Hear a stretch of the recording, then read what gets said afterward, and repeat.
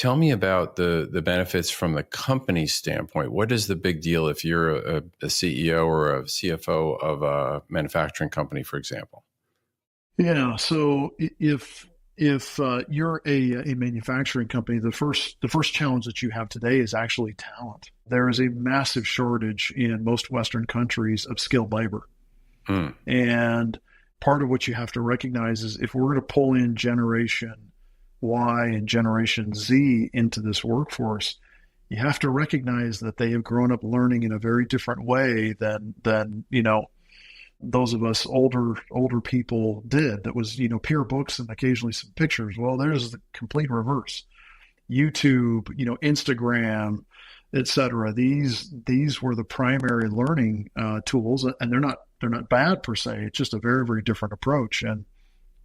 And so for a CEO of a manufacturing company, recognize that you should be using a built experience as you attract and try to acquire and bring in talent to show them that you're going to enable them in a very unique way that they are far more comfortable with. But the added benefit is having this, they're going to learn faster. Quality is better as they are able to do more jobs at a higher level of quality. Now they're worth more to you because they're impacting your business to a greater degree. And you can turn around and pay them more, which means they're more likely to stay with you.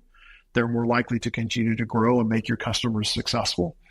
So this has impacts all along that value chain, all the way from how you recruit, how you train and enable, all the way to the tools that you give them when they're on the job site.